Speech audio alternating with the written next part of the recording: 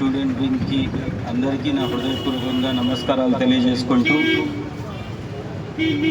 TSC అక్రమాలపైన, fees reimbursement పైన, దాని తర్వాత ఇప్పుడు జరుగుతున్న మన ప్రాంతానికి అన్యాయం జరుగుతున్న రాయచోటి గడ్డ పైన మనం మాట్లాడుకుంటూ వస్తున్నాం.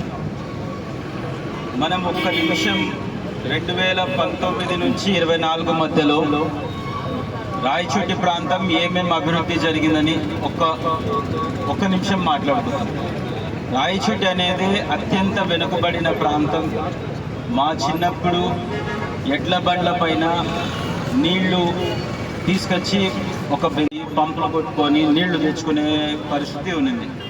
అలాంటిది వైఎస్ రాజశేఖర రెడ్డి గారు పెద్ద ఆయన మన శ్రీకాంత్ అన్నని రాయచోటి నియోజకవర్గంలో మొట్టమొదటిసారి 2009లో ఆయనకు అభ్యర్థిగా నిలబెట్టినప్పటి నుంచి ఒక సంవత్సరంలోనే మన వైఎస్ రాజశేఖర రెడ్డి గారు మాజీ ముఖ్యమంత్రి మహానేత అకాల మరణంతో అక్కడి నుంచి వెనుకబడిపోయి ఆలోగానే రింగ్ రోడ్డు, వెలిగల్లు ప్రాజెక్టు, ఇట్లాంటి రాజీవ్ స్వగృహ, ఇందిరమ్మ కాలనీలు ఆ ఒక్క సంవత్సర ప్రాంతంలోనే మన నాయకుడు శ్రీకాంత్ రెడ్డి గారు సాధించారు.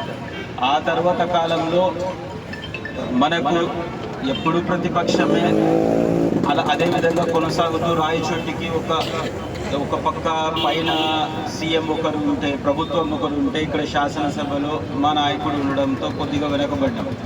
ఆ తర్వాత 2019 నుంచి 24 మధ్యలో జరిగిన అభివృద్ధి గురించి చెప్పుకుంటే, జిల్లా కేంద్రం సాధించుకోవడంతో పాటు ఇప్పుడు బస్ స్టాండ్ని పునర్నిర్మించుకోవడం, పెద్దదిగా చేసుకోవడం, 100 పడకల ఆసుపత్రి దాదాపు 28 కోట్ల చిల్లరకు, అదేవిధంగా 4 అర్బన్ హెల్త్ సెంటర్లు, ఎస్పీ ఆఫీసు, కలెక్టరేట్ ఆఫీసు, అదేవిధంగా 4 అర్బన్ హెల్త్ సెంటర్లతో పాటు DSP office, state guest house, Madanapalle road సుందరీకరణ, సుండుపల్లి రోడ్ సుందరీకరణ, అన్ని ప్రతి ఇంటికి కుళాయి, దాంతోపాటు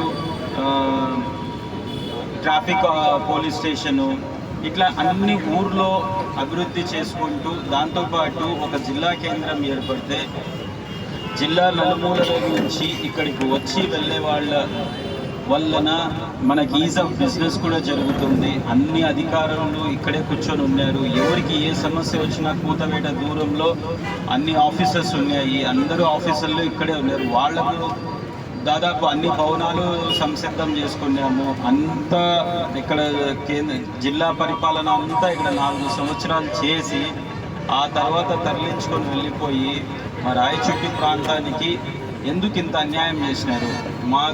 మేము అడుగుతూ ఉండేది ఒకటే, మా జిల్లా కేంద్రాన్ని ఇంతవరకు భారతదేశ చరిత్రలో 75 సంవత్సరాల స్వతంత్ర భారతంలో ఒక జిల్లా ఏర్పడి జిల్లా మళ్ళా తీసేసింది మన రాయచోటి ప్రాంతం. ఏం అన్యాయం చేసినారు?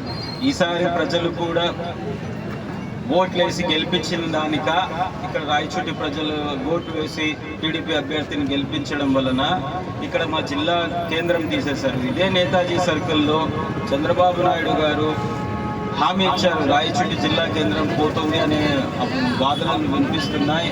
అది ఎక్కడికి వెళ్ళదు, రాయచోటిలోనే జిల్లా కేంద్రం ఉంటుందని చెప్పి మళ్ళీ మదనపల్లిని తరలించుకొని పోవడం ఎంతవరకు సమంజసం?